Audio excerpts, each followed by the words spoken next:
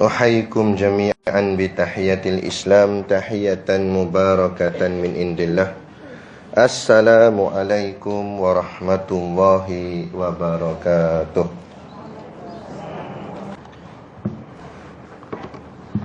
Ila hadrati sayyidina wa habibina wa syafi'ina Muhammadin sallallahu alaihi wasallam wa ila arwahi abaihi wa ikhwanihi minal anbiya'i wal mursalin. Salawatullahi wa salamuhu alaihi wa alaihim ajma'in wa ala ali kulli was sahabati wal qarabati wa tabi'in wa tabi'it tabi'in bi ihsanin ila yaumiddin wa ila arwahi walidina wa muallimina wa dzawil huquqi alaina ajma'in, wa khususan ila hadrati al-alim al-alamah al-syaikh Abu Abdullah Husain Nasir bin Muhammad Taib al-Mas'udi al-Banjari. Syai'un lillahi lahumul Fatihah.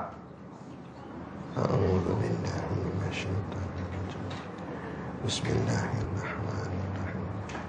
Alhamdulillahi rabbil alamin. Ar-Rahmanir Rahim. Maliki yaumiddin. Iyyaka na'budu wa iyyaka nasta'in. Ihdinas siratal mustaqim. Siratal ladzina an'amta 'alaihim ghairil maghdubi 'alaihim waladdallin. Amin. Bismillahirrahmanirrahim. Innal hamdalillahi nahmaduhu wa nasta'inuhu wa nastaghfiruh wa na'udzu billahi min syururi anfusina wa min sayyiati a'malina. May yahdihillahu fala mudhillalah wa may yudlil fala hadiyalah. Asyhadu an la ilaha illallah wa ashhadu anna sayyidana Muhammadan abduhu wa rasuluh. Wassalatu wassalamu ala sayyidina wa syafi'ina Muhammadin sallallahu alaihi wasallam wa ala alihi wa sahbihi wa man walah ila yaumil qiyamah. Subhanaka la ilma lana illa ma 'allamtana innaka antal alimul hakim. Rabbi shrah li sadri wa yassir li amri wahlul 'uqdatam min lisani yafqahu qawli. Wala haula wala quwwata illa billahil aliyyil azim. Amma ba'. Alhamdulillah, kita sama-sama panjatkan syukur kehadраtillah subhanahu wa ta'ala yang dengan limpah dan kurnianya diizin oleh Allah subhanahu wa ta'ala pada kita pada pagi ini untuk sama-sama kita menyambung kuliah pengajian kitab kita, iaitu kitab Hidayatus Sibyan, yang moga-moga dengan pengajian kita ini akan menambahkan lagi keimanan kita kepada Allah subhanahu wa ta'ala. Maka dengan keimanan itulah Allah menyelamatkan kita daripada azab api nerakanya dan dimuliakan kita untuk ditempatkan di dalam syurganya nanti di hari akhirat kelak, insya-Allah.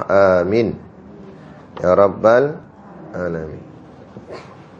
Yang saya hormati hadirin kuasa muslimat yang menjayakan program kuliah duha muslimat di Surau An-Nur ini, yang amat-amat disanjungi para asatizah, guru-guru agama, ustazah yang ada, mohonlah ditegur kepada hamba yang fakir dalam bidang ilmu ini. Sekiranya apa yang disampaikan dan dikongsikan ada salah dan silapnya, yang kita kasihi ibu-ibu Pemudi yang dirahmati Allah sekalian, kita sambung kat mana?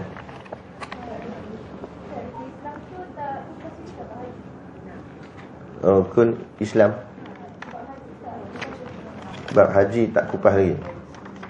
Tak pergi lagi haji.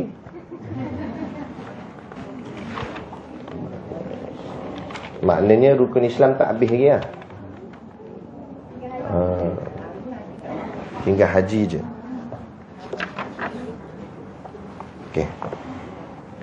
Qala al-muallif rahimahullahu ta'ala wa nafa'ana wa iyyakum bi ulumihi fid daraini amin ya rabbal alamin. Kata pengarang kitab Jawi Lama muka surat 3 baris 3 daripada atas. Kata pengarang kitab, kelimanya mengerja haji kepada Baitullah jika kuasa berjalan kepadanya. Betul tak? Kan? Sambung berkenaan dengan rukun Islam, iaitu rukun yang kelima, mengerja haji kepada Baitullah jika kuasa berjalan kepadanya. Yakni maksud kuasa berjalan kepadanya maknanya makna mampu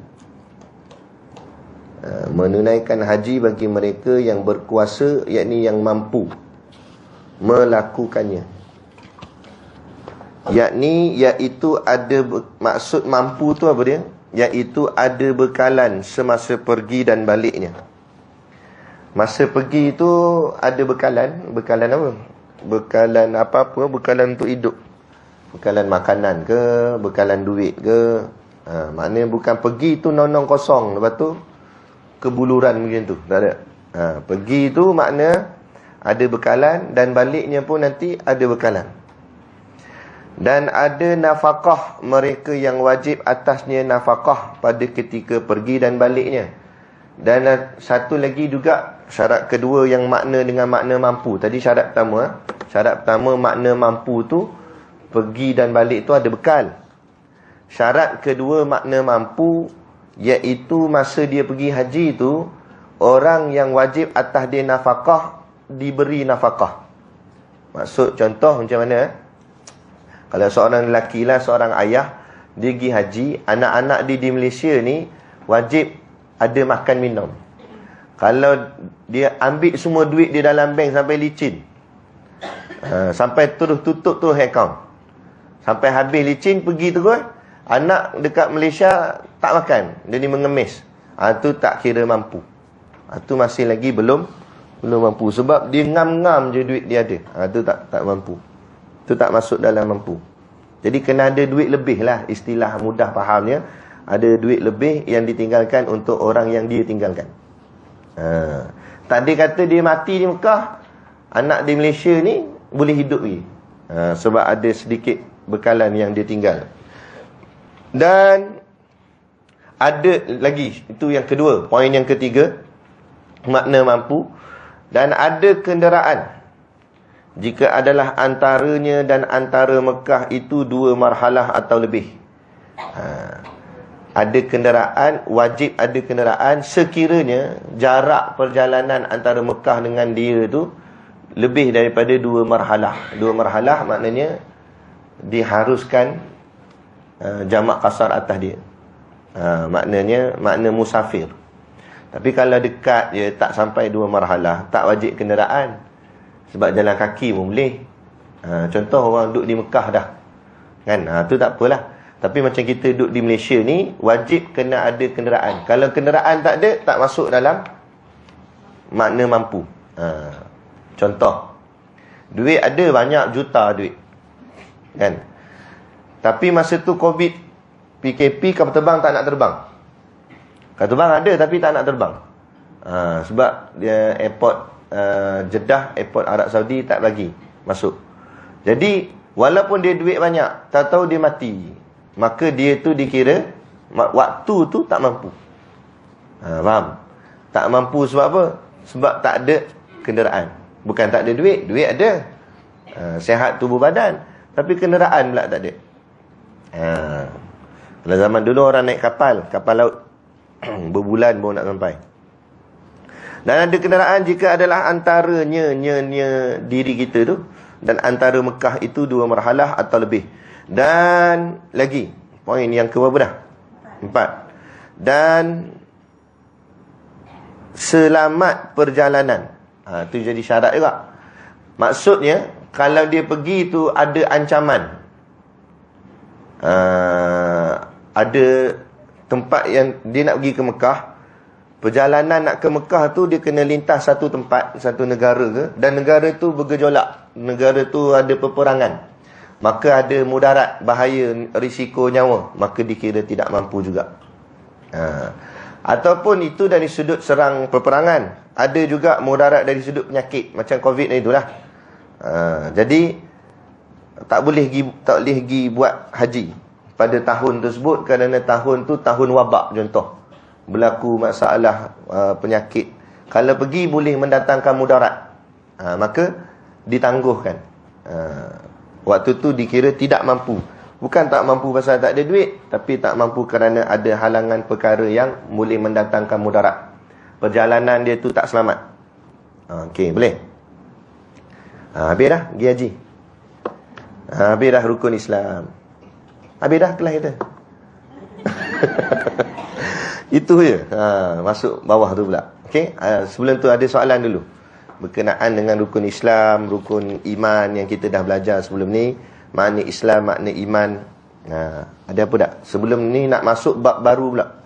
Bab ni bab lain dah. Ada? Tak ada? Ada. Oh, bagus soalan. Kenapa rukun iman 6 perkara dan kenapa rukun Islam 5 perkara? Jawapannya sekati Allah lah. Satu. Memang Allah lah yang ciptakan. Kenapa Allah nak buat 6, kenapa nak buat 5. Cuma hikmah dia. Nanti kita nak ambil hikmah. Apa hikmah Allah jadikan rukun iman tu 6, rukun Islam tu 5. Okay, rukun iman 6, rukun Islam 5 ni bukan susunan ulama' ya. Tetapi ini yang telah ditetapkan Allah melalui pertanyaan malaikat Jibril ke atas baginda Nabi SAW. Kemudian Nabi jawab mengikut susunan yang kita belajar. Seperti mana ditanya pada Nabi, khabarkan kepadaku apa itu Islam. Nabi pun sebut rukun Islam itu satu-satu. Nabi kata yang pertama mengucap 2 kalimah syahadah, gini-gini lah. Kemudian ditanya pula oleh malaikat, apa itu iman, khabarkan kepadaku tentang iman. Maka Nabi pun sebutlah macam mana yang kita duk belajar rukun iman ni, iaitulah beriman kepada Allah, beriman kepada Rasulullah. Cuma Nabi tak sebut nombor. Nabi tak kata pertama begini, kedua begini. Nabi cuma sebut turutannya saja. Maka berdasarkan hadis itulah ulama' susun menjadikan namakan dia sebagai rukun Islam dan rukun iman. Okey. Jadi timbul persoalan, kenapa rukun iman tu lebih 6, rukun Islam tu kurang 1 jadi 5? Kenapa tak buat sama je? Nak menunjukkan antara hikmah dia banyak, 1001 hikmah. Tapi antara hikmahnya supaya nak menunjukkan pada kita bahawa iman lebih utama daripada Islam. Maka ulama' menggambarkan kepada kita, Islam tu seperti kulitnya, iman itu seperti isinya. Boleh? Jadi kalau orang beri kita durian, kita makan kulit ke makan isi? Isi yang nak diambil. Iman tu yang nak dibawa balik. Nak bawa bertemu Allah nanti. Ukuran kita di hari akhirat, ukuran kita iman. Ada iman baru masuk syurga, baru selamat. Ada? Jadi isi yang kita nak, dah kulit tak payah. Boleh tak kalau kita tak pakai kulit? Soalan, ada tak benda atas muka bumi ni yang terus isi tak ada kulit? Betul tak ada? Fikir habis-habis ha? Dia tak ada kulit, dia ada isi je. Ada tak? Tak ada ha? Confirm? Nak perlukan talian hayat ke? Ada satu, lain semua ada kulit. Buah ada kulit. Betul tak? Roti ada kulit. Malah kereta kita ada kulit tak? Semua benda ada kulit. Diri kita pun ada kulit. Satu benda tak ada kulit. Apa dia? Kepala taik. Tak sungguh. Kalau tak percaya balik nanti tengok. Janganlah ni. Balik nanti. Mana ada? Dia terus isi. Saya tahu cerita ni sebab dulu tok guru saya dia cerita. Dia cerita dia ngaji pondok kan. Lepas tu dah habis ngaji pondok tu masing-masing kawan-kawan ni buat hal masing-masing lah. Ada yang mengajar jadi ustaz, ada yang macam-macam lah.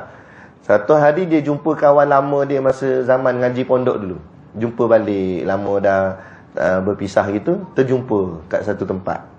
Pun tanya khabar, masing-masing tanya khabar, masing-masing tanya buat apa. Jadi kawan dia tanya dekat dia, tok guru, dah entah buat apa? Saya, anak duk mengajar gitulah, masjid surau apa semua. Lepas tu tok guru tanya dia pula, dah entah buat apa? Anak mengaji lagi, dia kata. Oh, mengaji lagi bagus yang kata. Nak, dia kata yang kita mengaji di pondok dulu tu, itu baru mengaji kulit kan. Lah ni anak duk mengaji ni, ngaji isi dia kata. Kulit-kulit tak main dah, isi lagi penting dia kata. Jadi tok guru kita ni pun dia pening kan, dia kata, kok mana ngaji isi saja ni, tak nak pakai kulit. Macam mana tak faham dia kata. Lepas tu dia tanya kawan tu macam mana. Itulah hang tak mengaji lagi dalam dia kata. Jadi dia pun balik pondok balik, tanya tok guru. Tok guru, benda apa mengaji isi tapi tak ada kulit kata. Tok guru pun tanya balik, benda apa yang ada isi tak ada kulit kata. Dia pun tu fikir macam apa perempuan sekali dia pun fikir kata tak ada kata tok guru, iaitu kepala taik. Hang habaq kat dia ilmu dia mengaji tu ilmu kepala taik kata. Maksudnya mana ada, semua memerlukan isi dan kulit. Gitu. Hanya taik je tak perlukan isi, tak perlukan kulit. Jadi kalau orang tolak kulit tu jadi taik lah tu. Okey. Jadi ada isi dengan kulit. Jadi iman tu isinya, Islam itu kulitnya. Mana kan nak dapat isi kalau tak ada kulit? Mana nak dapat isi durian tapi tak ada kulit durian? Boleh tak? Ada ke Allah jadikan buah tu terus isi je, kulitnya tak ada? Ada kulit. Untuk apa tujuan ada kulit? Hikmah dia apa? Melindungi. Barulah isi tadi jadi elok. Kalau kulit dah kena tebuk, durian tu jadi apa? Rosaklah. Berulat, busuk, kotor. Kan kita pun tak nak makan. Gitulah. Samalah juga. Jadi kulitnya apa? Islam. Islam tu apa? Baca balik dalam rukun Islam. Mengucap dua kalimah syahadah, menunaikan solat 5 waktu sehari semalam. Jadi semayang tu kulitnya. Isi pada semayang tu apa? Tadi macam faham durian tadi. Kan? Semayang tu kulitnya, isinya tunduk kepada Allah.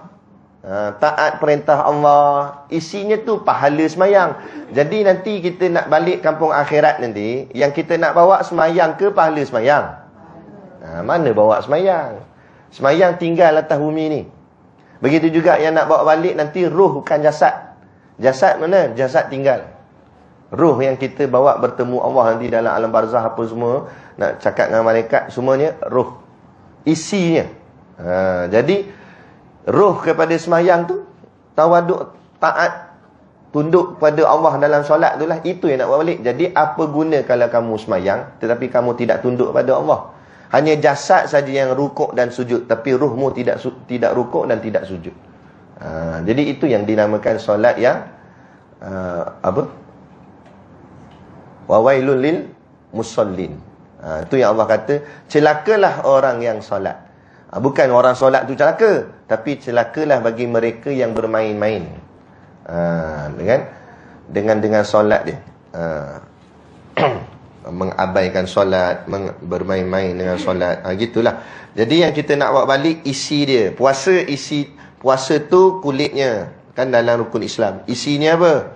Isinya sama juga. Taat perintah Allah. Kalau Allah suruh kita jangan makan, kita pun sami'na wa ata'na, tak makan, tak minum. Padahal makan minum tu salah tak sebenarnya? Tak salah. Tapi bila Allah kata, aku tak bagi kamu makan pada siangnya, baik Allah, aku tak makan.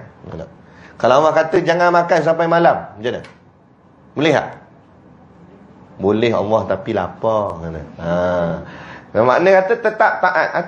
Sebab tu Allah nak uji je. Seperti mana Allah uji Nabi Ibrahim sembelih anaknya. Padahal Allah nak uji saja. Bila saat nak sembelih, Allah tukar jadi kibas. Jadi dunia hidup kita ni penuh dengan ujian. Kerana yang nak bawa ni isi daripada ujian tu. Maka sabar dengan ujian. Pasti ada hikmah dia. Okey? Boleh. Jadi itu sebab kerana rukun iman, bukanlah sebab tapi hikmah. Kenapa rukun iman 6, rukun Islam 5. Nak menunjukkan lebihnya iman tu, pentingnya iman tu berbanding Islam. Dengan maksud lain, dengan kata lain, kamu jangan saja nak jadi Islam je, tapi iman kamu abai. Sebab Islam lain, iman lain. Tetapi dua-dua saling memerlukan. Seperti mana kaki kanan lain, kaki kiri lain. Betul tak? Ke sampai sini kaki dia sama, dua-dua. Kanan dengan kiri pun sama. Mana ada kan lain. Tangan kita lain. Ibu jari kanan kat sini, ibu jari kiri kat sini. Kalau letak macam ni, tak sama. Jadi walaupun tak sama, tapi dua-dua saling perlu memerlukan. Kaki kita walaupun tak sama, tapi dua-dua perlu berdiri untuk menegakkan badan. Kalau sebelah je, tak jadi. Islam je, tak jadi. Kalau Islam saja tapi tak ada iman, tu namanya apa? Dia Islam. Masuk Islam apa? Rukun Islam tu semua dia buat. Dia mengucap, dia semayang, dia puasa, dia bayar zakat, dia pergi haji. Tapi iman tak ada. Dia tak percaya dengan Allah. Dia tak percaya soal rezeki daripada Allah. Boleh ke? Ni ngaji pondok ni nak makan apa? Dia buat tu. Ni kalau tak ada SPM nanti nak kerja macam mana? Kan? Nak makan apa nanti? Dia tak percaya soal rezeki Allah. Kan? Percaya Allah tu tak ada. Percaya malaikat yang ada malaikat yang menghantar rezeki. Dia tak percaya tak? Rasul Nabi kata tak percaya. Jadi kalau orang macam ni, ada Islam, iman tak ada. Nama apa? Nama dia burung unta. Kata Ustaz Ismail Kamus. Dia kata orang munafik ni macam burung unta. Kita tanya balik, kenapa Ustaz kata begitu? Yelah, dia kata kamu tengok burung unta. Nak kata burung tak burung, kata unta pun tak unta. Betul tak? Tengok burung unta, tak pernah tengok burung unta sini. Jom kita pergi zoo.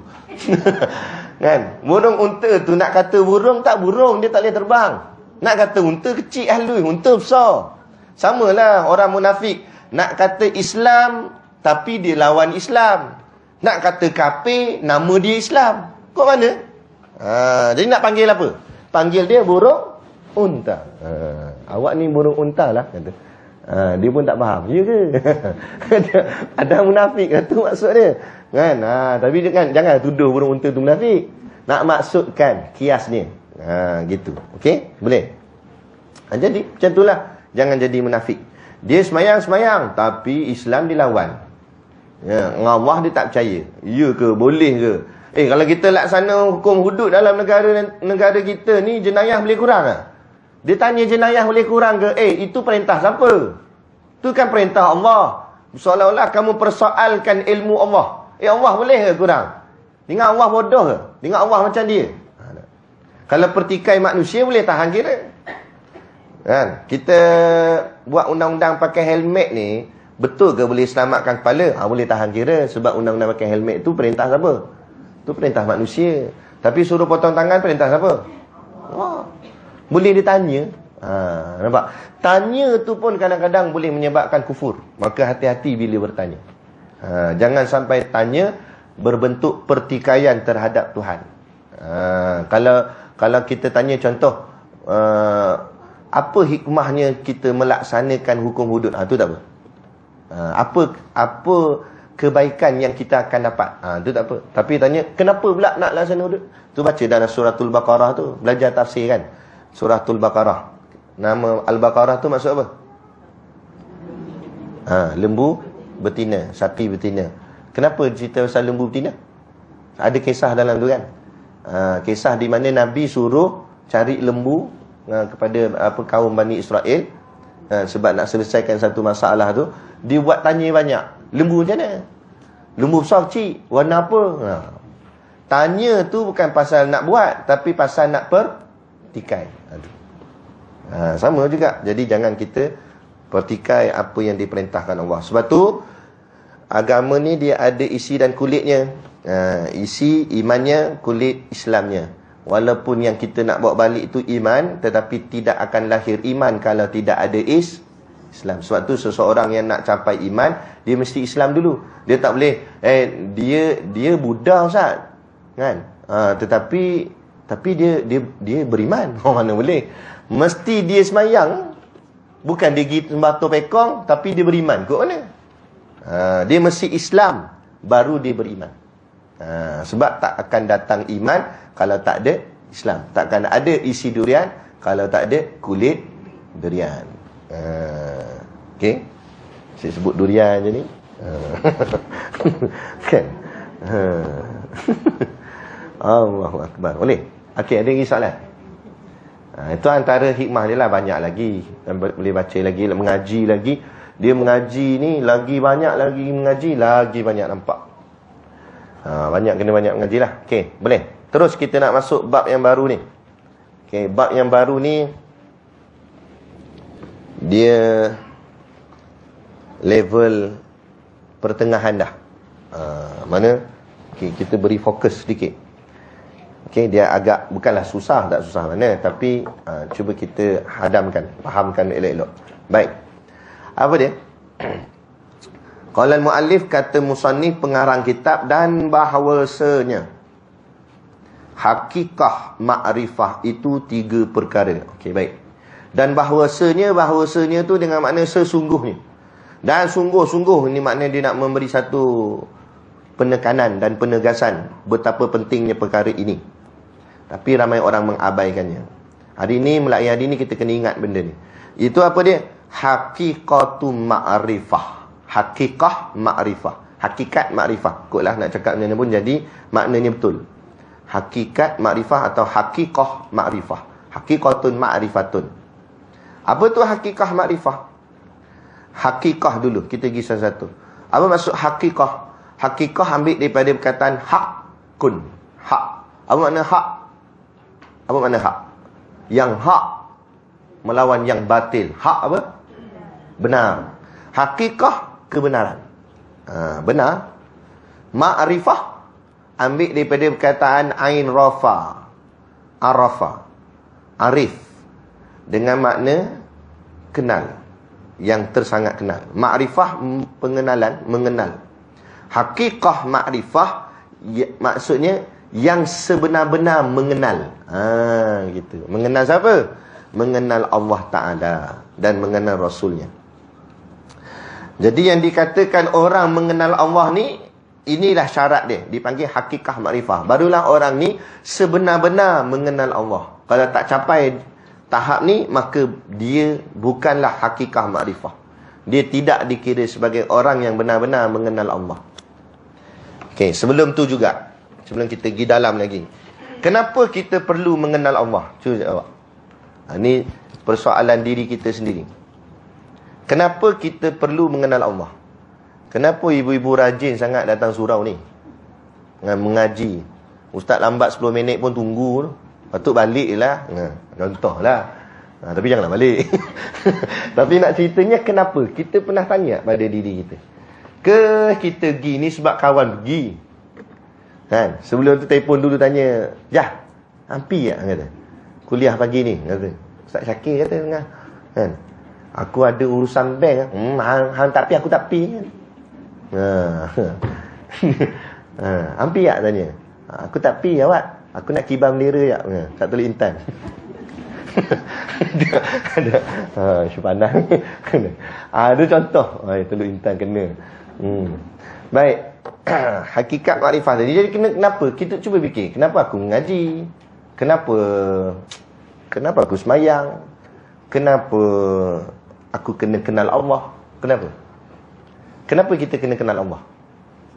Cuba kita fikir. Fikirkan. Kenapa? Kan? Kalau kita tak kenal boleh tak? Tak payah Ustaz. Payah Ustaz. Nak kenal-kenal tak payah. Kan? Saya kenal suami saya cukup dah, kata kenal anak-anak, kenal mak ayah, kan? Boleh tak? Kalau tak boleh kenapa? Tu geleng tadi tak boleh. Kenapa? Pergi ke depan ni jawab dengan mic. Kenapa tak boleh kita kalau kita ni tak kenal Allah? Kenapa? Sebenarnya jawapan dia banyak. Kalau sini ada berapa orang? Mungkin 70 orang ke, mungkin lah 60 orang ke, kan? Setiap seorang boleh bagi satu jawapan yang berlainan-lainan, berbeza-beza. Sebab apa? Sebab memang Allah sangat-sangat kita perlukan, kan? Semua benda Allah pada diri kita ni. Jadi ni contoh je lah. Tunggu ibu-ibu bagi jawapan sampai ke Zuhur tak jawab lagi. Saya nak balik lagi ni, kan? Jadi tak apalah, ni ustaz tanya, ustaz jawab. Ni program dia. Tak apa. Jadi contohnya, maksud kata, okey, kenapa kita perlu mengenal Allah, kan? Sebab Allah yang cipta kita, Allah yang bagi kita rezeki, bagi kita makan, bagi kita minum. Hari ni kita dapat mengecapi sedikit kesenangan ni, bukan sedikit, banyak mengecapi banyak kesenangan ni kerana Allah yang beri, anugerah daripada Allah. Jadi patut ke tak patut Allah bagi kita macam-macam, kita buat je kan dia, istilah dia. Kita buat bodoh, kita buat tak kerti, buat tak kenal dia. Patut ke? Tak patut. Bila tak patut, kalau orang tu contohlah, ayah dia jaga dia, mak dia jaga dia, tatah dia apa semua, kan, bagi makan minum, sampai bila dia dah besar, dia dah boleh hidup sendiri, dia dah pandai, dia mengaji tinggi sampai universiti apa semua, dia sijil, kerja pun hebat, gaji besar, jawatan besar, dia buat tak peduli je mak ayah dia. Mak ayah dia tanya apa khabar apa semua, mak ayah dia minta sikit duit ke apa, minta tolong ke apa, siapa dia, kata, sibuk buat apa, kata, jangan duk kacau aku lah, kata. Buat tak kerti. Itu jadi apa hukumnya anak tu? Jadi kalau seorang hamba Allah tak mempedulikan Allah, itu namanya apa? Kalau derhaka, layaknya di mana? Syurga ke neraka? Itu kunci dia. Itu yang sebab tu saya nak bagi faham yang ini. Jadi tolong fahamkan juga masyarakat sekeliling kita, bukan orang lain. Kadang-kadang ahli keluarga kita sendiri, betul tak? Suami, anak-anak, kadang bagus dah, isteri rajin ngaji, suami buat bodoh itu, duduk kat rumah. Kalau dulu baca surat khabar, lah ni main WhatsApp. Kalau dulu, zaman dulu, baca surat khabar kat rumah, tak peduli je. Seorang masjid tak peduli. Lah ni tak main dah surat khabar, WhatsApp, kan? WhatsApp ni handphone, semua terak. Buat tak peduli je Allah Ta'ala. Orang mengajar masjid surau, buat tak peduli, kan? Anak-anak, kadang anak-anak sendiri, kadang-kadang jiran-jiran, kadang-kadang saudara mara, sepupu sepapat, sahabat handai, kawan baik kita ke dan sebagainya. Jadi kalau mereka tak pedulikan Allah, mereka tu jadi apa tadi? Baru dia jawab tadi, derhaka. Bila derhaka masuk neraka. Nak ke kita tengok orang yang rapat dengan kita masuk neraka? Kalau rumah kita terbakar, anak kita ada kat dalam, kita buat apa? Kita pergi selamatkan. Ada kita selfie depan, anak saya kat dalam, yang tu dah kita terajang pintu, kedegang, kan, lompat masuk apa semua, tarik, selamatkan. Kalau kita tak mampu pun kita jerit, tolong anak saya kat dalam. Kita takkan biar, kan? Itu baru api dunia. Dia kalau api neraka takkan nak biar. Gitu. Jadi inilah kerja yang kita kena buat, tolong selamatkan. Kerja dakwah ni bukan hanya ustaz dengan ustazah saja, tapi semua kerja kita sama-sama, kan? Kita kena buat, kita kena gerakkan. Ini yang antara gerakan yang kita buat, ahli jawatan kuasa plan buat kuliah macam ni, adakan majlis ilmu supaya kita dapat manfaat bersama. Tinggal lagi kita pula tarik kawan-kawan kita seramai yang mungkin, sebab tengah ni masih lagi kosong. Tengah ni kami nak bagi laluan ustaz, dia kata. Tapi tak perlu bagi yang penuh sampai ustaz tak boleh lalu. Lagi ni ustaz tak boleh masuk, duduk kat luar, kan? Ya. Sebab apa? Sebab tu saya nak menampakkan penting tak penting benda ni. Sebab tu belajar agama ni macam ni, kelas khusus macam ni, kelas fardu ain macam ni, dia bukan kelas yang saja-saja kita nak mengisi masa lapang, kan? Boring lah, tak tahu nak buat apa. Duduk lah, pergi kuliah kan. Pagi-pagi ni tak tahu nak buat apa. Bukan. Tapi ada matlamat kenapa kita sampai sini. Sebab tu tadi saya tanya, kenapa ibu-ibu rajin sangat datang surau, pergi mengaji, kuliah. Kenapa? Cuba tanya balik diri kita. Kenapa aku buat semua ni? Ke aku buat kerana kawan aku buat? Bukan. Betulkan balik. Aku buat kerana supaya orang tak kata kat aku. Kan kalau tak pergi, orang kata apa pula? Rumah dekat dengan surau tapi tak datang. Takut yang tu pula. Bukan pasal tu. Jadi kita kena betulkan balik. Datang ni kerana apa? Gitu. Okey? Boleh? Jadi hakikat makrifah yang sebenar-benar mengenal Allah itu 3 perkara. Kenapa kita kena kenal Allah, kita dah faham. Dan nak kenal Allah tu pula ada syarat-syaratnya. Baru dikatakan orang itu orang yang mengenal, orang yang makrifah. Cakap Melayu dulu dia sebut makrifat, padahal makrifah bahasa Arab. Tapi tak apalah, nak sebut makrifat. Dulu orang kata kan, tak boleh mengaji ilmu makrifat ni sebab tinggi sangat. Memang tinggi sebab dia buh kita atas almari. Nak ambil pun tak sampai. Dia tinggi tak tinggi wajib ngaji. Kan? Tak faham, kita cuba usaha kongsi ilmu untuk sampai boleh faham. Apapun yang faham adalah Allah. Maka berhajatlah kepada Allah, minta pertolongan Allah. Okey? 3 perkara syarat dia. Apa 3 perkara tu? Tengok. Al-jazmul mutabiqu lil haqqi an dalil. Al-jazmul mutabiqu lil haqqi an dalil. Mana 3-nya? Ini Tok Syekh dia buat satu ayat. Dalam satu ayat tu ada 3. Mana 3-nya saya tunjukkan. Yang pertama al-jazmu. Itu yang pertama. Tandakan bulat 1 ke apa ke. Yang kedua apa? Al-mutabiqu lil haqqi. Itu yang kedua. Syarat-syarat tadi, syarat-syarat makrifah ni. Yang kedua al-mutabiqu lil haqqi. Yang ketiga an-dalil. An-dalil. Yang ketiga. Okey? Jadi kita pergi satu-satu. Apa kata Tok Syekh, guru kita? Artinya i'tiqad yang tetap. Mana i'tiqad yang tetap tu? Itu jazam tu. Al-jazmu tu maksud apa? Al-jazmu tu artinya i'tiqad yang tetap. Kita pergi satu-satu. Dan habis hari ni, habislah. Kalau tak dan kita sambung. Al-jazmu, jazam. Bahasa orang mengaji panggil jazam. Nak ringkaskan bunyi lah. Tapi sebutan betulnya al-jazmu. Tapi kita sebut jazam. Boleh, tak ada masalah. Jazam artinya apa? I'tiqad yang tetap. Soalan pertama dulu, apa tu i'tiqad? Nak faham dulu ni tu. I'tiqad tu apa dia? I'tiqad ni pegangan. Asal perkataan dia aqad. Ain qaf dal. Aqad. Cakap Melayu akad. Sebenarnya aqad. Aqad. Aqad tu makna apa? Ikat.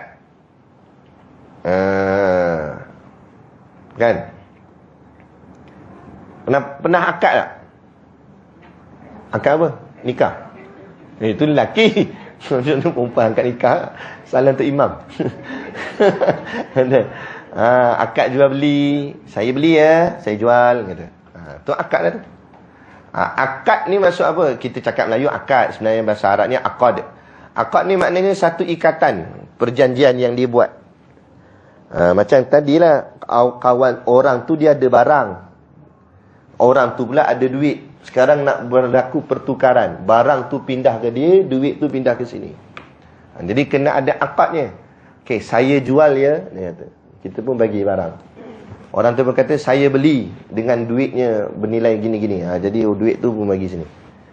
Itu dipanggil akad jual beli. Maknanya sebelum pertemuan tu, orang ni tak perlukan apa-apa pun. Barang tu barang dia, duit tu duit dia. Tapi bila berlaku akad, baru berpindah milik. Barulah ada haknya masing-masing. Penjual ada hak penjual, pembeli ada hak pembeli. Begitu juga dengan akad nikah, pernikahan suami isteri. Sebelum dia menikah, laki tu duk bujang dia, perempuan tu pun duk bujang dia. Laki tu ada tanggungjawab tak terhadap perempuan tu sebelum nikah? Tak ada. Kalau perempuan tu pening-pening lalat, perlu ke laki tu bawa pergi lalat pula, bawa pergi klinik? Tak payah. Bapak dia ada kan, biar bapak dia yang bawa lah. Sibuk apa kata. Kan? Kalau laki tu lapar, perempuan ni kena masak tak untuk dia? Tak payah. Kan? Pandai sendirilah pergi kedai makan, kan? Tapi bila sudah berlaku akad, berlaku perjanjian, maka ternyatalah laki ini suami dan perempuan itu isteri. Bermakna sudah ada hak dan tanggungjawab. Jadi bila dah berlaku akad, si isteri tadi sakit kepala, wajib lelaki suaminya bawa pergi cari klinik ke apa untuk merawat dia. Usahakan. Dan sebab itu dikira nafkah juga. Kemudian pula suami ni tadi kalau lapar perut, kata masak nasi ya, kata. Pergi lah kedai tom yam, kata dia. Boleh tak? Tak boleh. Ni kadang suami balik nak makan je, tak habis-habis tu darah ni. Orang tua ni kata, tak boleh tengok aku senang sikit. Tapi bukan sinilah, tempat lain. Tu bukan Teluk Intan, tu teluk lain. Kan sini bagus ni, kan? Pukul 3 pagi pun boleh nasi goreng lagi untuk suami. Itu. Jadi bila ni ada tanggungjawabnya. Bila menyanggahi tanggungjawab, menyanggahi apa yang telah diikatkan dia dengan perjanjian akad nikah tu. Jadi itu nak cerita maksud akad tu dulu. Begitu juga bila disebut iktikad, akad kita ni ikat kita dengan Allah, hamba dengan Tuhan, makhluk dengan Khalik. Maka ada hak dan tanggungjawab. Sebab tu ayat la ikraha fiddin, tidak ada paksaan dalam agama. Ayat tu adalah untuk orang yang belum masuk Islam, bukan orang yang dah masuk Islam. Tu kena faham tu. Ni kita kata, awak tak semayang ni. Dia pun jawab, la ikraha fiddin. Awak tak tutup aurat ni, la ikraha fiddin. Pandai. Ya kan, pandai. Aurat tak kena tutup. Kan? Dia kata, tak ada paksaan dalam agama. Jangan paksa saya pakai tudung. Salah tu. Dia tak faham tu. Maksud tak ada paksaan dalam agama, kita tak boleh paksa orang masuk Islam, masuk agama kita. Kita tak boleh paksa dia. Kita tak boleh, acong tu tengah jual sayur, kita pun ambil pisau letak kat leher. Masuk Islam sekarang? Dia aku pancung macam sayur ni. Kawan dia kata, ayah. Nah, takut kawan tu. Tak boleh. Paksa gitu tak boleh. Macam mereka duk kata ISIS apa semua tu kan. Nak tembak orang siapa tak masuk Islam, tak ikut Islam. Tak boleh. Tak boleh paksa gitu. Jadi itu yang bila orang kafir ni macam mana? Lakum dinukum waliyadin. Bagi mereka agamanya, bagi kita agama kita. Mana dia dengan urusan dia lah, dalam urusan agama dia. Lantak lah, dia nak sembah topekong ke apa ke semua. Cuma kalau kita nak ni, kita dakwah. Kata topekong tu bukan Tuhan, Tuhan kita Allah. Kita dakwah, tapi bukan paksa. Jadi dakwah ni pula ada banyak. Ada dakwah bil lisan, ada dakwah bil hal. Dakwah bil lisan maknanya dengan cakap. Kalau kita tak mampu bercakap, tak pandai nak bercakap, takutkan dia salah faham ke pula, jadi lain ke pula. Jadi dakwah bil lisan, dakwah bil hal yang kita mampu. Macam dakwah bil hal, dakwah dengan cara perbuatan kita. Sebab tu, amalkan Islam dengan sebaiknya, orang akan nampak sebaik-baiknya, itulah Islam. Faham tak? Maksudnya kita buat perangai seperti mana yang diajar Nabi, Islam ni akan nampak indah sungguh. Sehingga orang yang bukan Islam akan tertarik dengan Islam. Akhirnya dia sendiri yang mengofferkan diri dia, kata aku nak masuk Islam lah, kata. Kan? Kita tunjukkanlah sikap yang baik, tolong menolong dan sebagainya, benda yang tak langgar syarak lah. Gitu. Boleh? Jadi apa nama nak cerita tadi ni? Tadi ikatan tadi. Jadi itulah ikrah fiddin, bukan orang yang belum untuk orang yang belum masuk Islam. Kita tak boleh paksa dia. Tapi setelah dia Islam, wajib atas dia paksaan segala benda yang berkait dengan Islam. Maka tak boleh dia kata, saya malas semayang, saya tak nak semayang, jangan paksa saya. Tak, wajib semayang. Asal pula dia kata, asal pula antara bukti wajibnya semayang kena paksa, sebab Allah meletakkan satu ancaman. Mana kalau kamu tak semayang, kamu akan pecahkan kepala dalam neraka sakar, sebagai contoh. Jadi makna bila ada ancaman, maknanya itu adalah satu macam ugutan lah, maknanya satu benda yang mesti dibuat, dipaksa. Macam pihak kerajaan lah juga negara kita. Siapa yang tak buat gini-gini, kerajaan akan ambil tindakan atas dia. Maknanya kena buat tak? Kena buat tu maksudnya wajib. Tapi itu manusia buat, ini Tuhan buat, lebih-lebih lagi lah wajib. Macam COVID ni tuan, siapa tak pakai pelitup muka akan didenda RM2,000. Tapi kalau kerajaan tak sebut denda, siapa yang tak pakai pelitup muka tak kena apa-apa. Jadi maknanya macam wajib tak benda tu? Tak wajib. Sebab apa? Sebab tak ada ancaman. Macam tu. Suatu perkara dikatakan wajib bila perkara tu ada ancamannya. Kan? Contoh macam orang lelaki lah, ataupun orang perempuan sama, tak kisahlah. Nabi kata bersiwak lah. Tapi ada tak ancaman siapa tak bersiwak? Jadi maknanya bersiwak tu tak sampai tahap wajib, tapi tahap yang digalakkan. Digalakkan tu dipanggil sunat. Tapi kalau ada ancaman, dia bukan sunat, dia wajib. Tu bagi nak nampak sedikit beza. Jadi macam mana ulama' mengistimbat hukum, mengeluarkan hukum, macam ni kaedah dia. Ini antaranya lah. Saya nak nampakkan sedikit gambaran. Okey? Boleh? Jadi bila i'tiqad tadi maknanya kita mengikatkan